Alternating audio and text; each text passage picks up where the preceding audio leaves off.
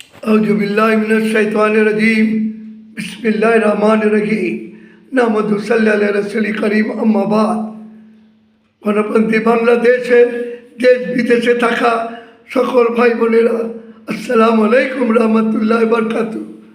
আজ পবিত্র বৃহস্পতিবার, আগামীকাল শুক্রবার, আমি বিশেষভাবে জাতির উদ্দেশ্যে কতগুলি মূল্যবান তথ্য জানাচ্ছি। ফজরের নামাজের পর ইশরাক নামাজ পড়ি আমরা। এই মসজিদে যেখানে নামাজ পড়লাম সেখানে বসেই আপনাদের উদ্দেশ্যে কতগুলি কথা বলছি। সর্বপ্রথম মনে রাখবেন, আমি চতুর্দিক থেকে দেশ বিদেশে বাংলাদেশের বিভিন্ন ষড়যন্ত্র চলছে। সাবধান হয়ে যান, এই জাতির সার্বভৌমত্বের প্রতি বিরাট হুমকি আসতে পারে। সর্বপ্রথম দরকার আল্লাহর পথ ধরা। আল্লাহর পথ কি? আপনার ঐক্যবদ্ধ থাকে। আল্লাহর পথ হচ্ছে আল্লাহর কাছে সাহায্য চান। আজকে দেশ যারা জুলাই ছাত্র জনতা শিবির আন্দোলনে আহত হয়েছেন, শহীদ হয়েছেন, কয়টা পরিবারের কাছে আমরা গিয়েছি, কয়টা আহতকে দেখতে গিয়েছি, কয়টা আহত পরিবারকে সাহায্য দিয়েছি। কত মানুষ দ্রব্যমূল্যের ঊর্ধ্বগতিতে খাওয়া দাওয়া করতে পারে না। আশ্চর্য লাগে, বিভিন্ন সংস্থা এলাকা থেকে দল বেঁধে আমরা পিকনিকে যাচ্ছি। বলুন, এই টাকাগুলি এইভাবে ব্যয় করা দেশ ও জাতির জন্য কি কল্যাণকর? এগুলি বেশিরভাগ হচ্ছে আগামীতে নির্বাচনে নমিনেশন নেওয়ার জন্য, এমপি নির্বাচন করার জন্য তারা এই লোকগুলিকে এগুলি করাচ্ছে, বুড়ি বোঝাচ্ছে। সাবধান হয়ে যান, এগুলি করবেন না, এগুলি বন্ধ করে। এমনকি আর্মি স্টেডিয়ামে হয়েছে, আবার নাকি শুনি ছাত্ররা কনসার্ট করবে, পাকিস্তান থেকে 50 লক্ষ টাকা দিয়ে শিল্পী আনবে, এগুলি করিয়ে দিবে, অফিসারদের 5 লাখ টাকা দিবে। ভারী অন্যায়। এরকম ভারতীয় শিল্পীদের এনে উল্টো আল্লাহ বিরোধী কাজ করে হাসিনা উৎখাত হয়ে গেছে। ডক্টর ইউনূস, সাবধান হয়ে যান, এগুলিকে রুখেন। এ কাজ নয়।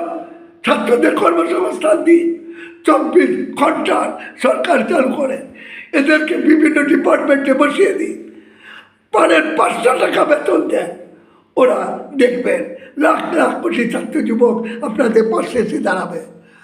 অবসরপ্রাপ্ত সরকারি কর্মচারী, সামরিক বেসামরিক, তাদেরকে কাজে লাগা। দেশ ও জাতি আল্লাহর কাছে চান। আগামী পবিত্র শুক্রবার সমস্ত মসজিদে দোয়া করুন, হে আল্লাহ, তুমি আমাদেরকে হযরত ওমর ফারুকের মতো একজন নেতা দাও। আল্লাহ পাক তো দল করে দিতেন না। আল্লাহ পাক আসমান জমিনের মালিক আল্লাহ, সার্বভৌমত্বের মালিক আল্লাহ। কোনো ব্যক্তিও নয়, কোনো সমষ্টিগত জনতাও নয়। আল্লাহর উপর ভরসা রাখুন। আল্লাহ পাক যুগে যুগে নবী পাঠিয়েছেন, নবী হয়তো এখন পাঠাবেন না, কিন্তু কোরআন হাদিস তো আছে। ওইটা পালন করলে আমরা নবী আল্লাহর সাহায্য সহযোগিতা ইনশাল্লাহ পাবো। এই বাংলাদেশ, আবারও বলছি, 4 লক্ষ মসজিদে স্কুল চালু করে দেন। কোরআন শিখবে, বাংলা, আরবি, ইংরেজি, অন্য ভাষা শিখবে, চারিত্রিক বৈশিষ্ট্য শিখবে, ব্যবহারিক শিক্ষা নিবে। এদেরকে ভালো খাবার দিন শিশুদের।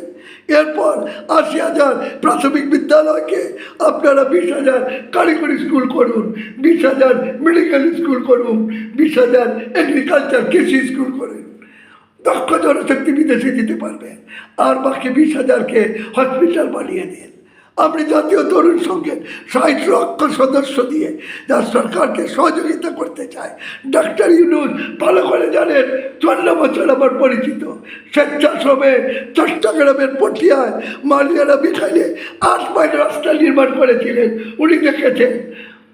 তৎকালীন কমিশনার সাইফুদ্দিন সাহেব এবং বিশেষ সচিব মামলক চাষি দেখেছিলেন। সারা দেশে জাতীয় তরুণ সংঘ 5 শতাধিক স্কুল, কলেজ, মাদ্রাসা করেছে। কই মিডিয়াগুলিতে এগুলি তুলে ধরেনি? কোথায় এগুলি কাজগুলিকে করে তুলেনি? বাংলাদেশে আমি 87 সালে এই আলাদ মোহাম্মদ ফজলুল হক বিশ্বের শ্রেষ্ঠ যুবক পুরস্কার পেয়েছিলাম। ভালো কাজ করলে শ্রেষ্ঠ জাতি হতে পারে। আমার নাম শেরে বাংলাকে ফজলুল হক লিখেছিলেন, বলেছিলেন আমি শেরে বাংলা হয়েছি, এই ছেলে একদিন শেরে দুনিয়া হবে। হে দেশবাসী, 5 ওয়াক্ত নামাজ পড়ুন, বড়দের শ্রদ্ধা, ছোটদের স্নেহ করুন। আজকে মেধার বড় সংকট, বিচারপতি রৌফের মতো লোক, সাবেক প্রধান নির্বাচন কমিশনার, 45 বছর আমি তার সান্নিধ্যে থেকেছি। উনিও চলে গেলেন 90 বছর বয়সে। আরও চলে গেলে তো আমরা কাদের থেকে শিখব? আমাদের ভবিষ্যৎ প্রজন্ম কাদের থেকে জানবে? সবাই দোয়া করুন, হযরত ইউসুফ আলাইহিস সালামের দোয়ায় যদি 80 বছরের জুলেখাকে তরুণ করতে পারে, আমাদের এই জ্ঞানীগুলি, আমাকে 72 বছরে আছি, তার জন্য আল্লাহ শক্তি দেও, পথ দেও। হাইয়াল সালা, নামাজ পড়ুন, হাইয়াল ফলা, কল্যাণের কাজ করুন, গাছ লাগান, যেখানে করেন মানুষকে শিক্ষা দেন, প্রাথমিক শিক্ষা দেন, মানুষ যাতে দাঁত বাঁধে, ফাস্টফুড বন্ধ করে দেন, সবজি খান, ডিম খান, দুধ খান, সিন্ডিকেটদের কঠোর হস্তে দমন করুন।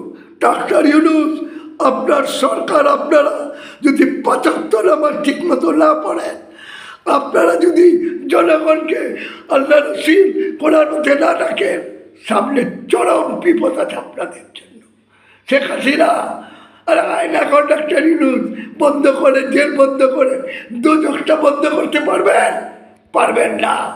আল্লাহর আযাব থেকে কেউ রক্ষা পাবে না। কে কি করছেন? কেন জনগণ বলে আপনারা নাকি দুর্নীতি করছেন, টাকা পাচার করছেন? যদি মিথ্যা হয় জাতিকে জানিয়ে দেন। আপনি তো বলেছিলেন যে হিসাব জমা দিবেন, দেন, আপনার হিসাব দেন, আপনার উপদেষ্টাদের, সমন্বয়কদের, সকল ছাত্রদের, সকল রাজনৈতিক দলের নেতাদের। আমিও জানিয়ে দিচ্ছি, আমার গুলশান একটা ফ্ল্যাট আছে, আমার পল্টন একটা ফ্ল্যাট আছে, প্রত্যেক সামান্য জায়গা আছে হাজারিবাগে। কোনো মিল কারখানা আমি মালিক নই, আমি সততার পথে চলি, প্রয়োজনে হাঁটি, বাড়ি ভাড়া আছে, মাঝে মাঝে 2-4টা কনসালটেন্সি করি।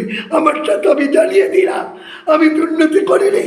110টা দেশ ঘুরেছি, 98 আমেরিকা, কানাডা করেছি, 151 বার যাপন, 300 বার ভারতবর্ষ। মোদির চেয়ে ভালো ইনশাল্লাহ হিন্দিতে বক্তব্য